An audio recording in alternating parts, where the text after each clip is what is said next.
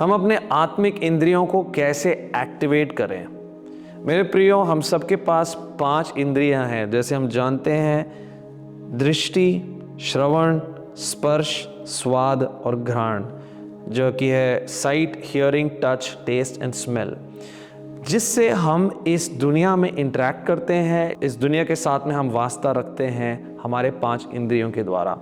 अब इन 5 इंद्रियों को हमारे जो है आत्मिक इंद्रियों से कनेक्ट करने के लिए हमारे पास एक छठी इंद्री है, जिसको हम सिक्स्थ सेंस कहते हैं। और हम में से कई लोगों ने इसका अनुभव किया है, इसको महसूस किया है, इसका आभास हमें है कि जब भी कोई अजीब व गरीब घटना घटने जा रही है, आपको पहले से ही एक इंट्यूशन, एक इंद्री, एक सिक्स्थ सेंस हो जाती है।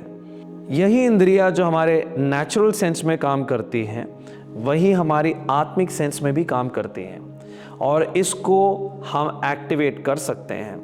हम जब बाइबल में देखते हैं, तब कई बार परमेश्वर के लोगों ने अपने 5 आत्मिक इंद्रियों का उपयोग किया। जैसे कि हम एलीशा की कहानी में देखते हैं, 2 राजा 6 और 16 में, 17 में, जब हम देखते हैं कि एलीशा नबी के पास वो दृष्टि थी जो एक आम इंसान के पास नहीं थी। जब आम इंसान दुश्मन देख रहा था, जब नौकर दुश्मन को देख सकता था, एलीशा नबी जो है वहाँ पर परमेश्वर के दूतों को और परमेश्वर की सेना को देख पा रहा था। इसका मतलब नबी एलीशा ने अपनी 5 इंद्रियों को अच्छे से ट्रेन करके रखा था। हम प्रभु यीशु मसीह के वचन में भी देखते हैं, प्रभु यीशु मसीह कहता है कि मेरे भेड़ मेरी आवाज़ को सुन पाते हैं। कैसे सुन पाते हैं? आप यीशु मसीह को तो सुन तो नहीं सकते, लेकिन हम आत्मिक इंद्री से, आत्मिक कानों से उनके वचन को पवित्र आत्मा के द्वारा सुन पाते हैं। हम अपने आत्मिक कानों से प्रभु यीशु मसीह के वचन को सुन सकते हैं। उसी तरह से मंदिर में परमेश्वर ने कई अलग अलग प्रकार के सुगंधों का इस्तेमाल करने की आज्ञा दी थी। अब इन सुगंधों का क्या काम था? ये हमारे आत्मा को परमेश्वर की उपस्थिति से रिलेट करने के लिए कुछ ऐसे सुगंध थे। तो मेरे प्रियो, आज अगर आपको अपने 5 इंद्रियों को एक्टिवेट करना है, आपको सबसे पहले अपने 5 साधारण इंद्रियों को अपने प्रभाव में घटाना पड़ेगा।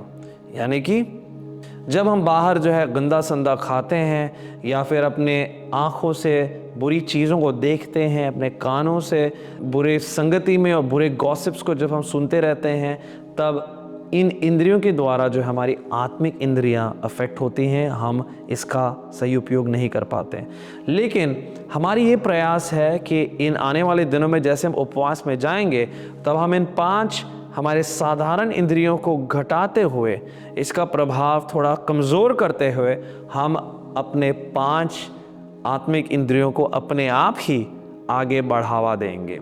परमेश्वर का वचन कहता है, जब वो अपने आत्मा को उंडेलेगा, तब जो है जवान दर्शन देखेंगे और बूढ़े जो है स्वप्न देखने पाएंगे।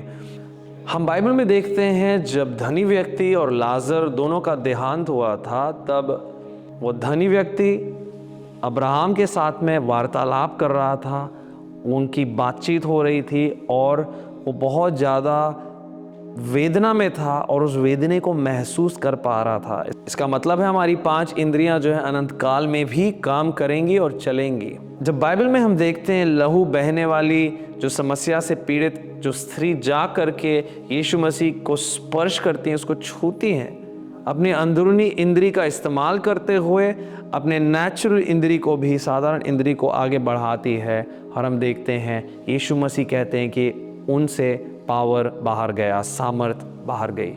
यीशु मसीह को कैसे पता चला कि सामर्थ बाहर गई? क्योंकि यीशु मसीह अपने 5 अंदरूनी इंद्रियों के पूरे नियंत्रण में थे। He had a complete understanding. उनको पूरी तरह से आइडिया था इन 5 इंद्रियों का, अंदरूनी इंद्रियों का, और आत्मिक जीवन में यीशु मसीह पूरी तरह से अवेकेंड थे, पूरी तरह से जागरूक थे। इन उपवास के दिनों के दौरान जैसे हम दुआ करते हैं, प्रार्थना करते हैं और इन 5 साधारण इंद्रियों को कमज़ोर करते हैं, हम अपने आप ही जो है अपने आत्मिक इंद्रियों को आगे बढ़ावा दे रहे हैं। परमेश्वर चाहता है कि आप और मैं एक ज़ोई ज़िंदगी को यहाँ पर महसूस करें, जिसको हम अबंडेंट लाइफ कहते हैं, जिसको बहुतायत का जीवन कहा जाता है। तो मेरे प्रियो, इन उपवास के दिनों के दौरान हमारी ये प्रयास होनी चाहिए कि हम अपने 5 साधारण इंद्रियों को कैसे कमज़ोर करें और अपने 5 आत्मिक अंदरूनी इंद्रियों को कैसे जागृत करें और कैसे इसका इस्तेमाल करें। प्रभु आप सबको आशीष दे।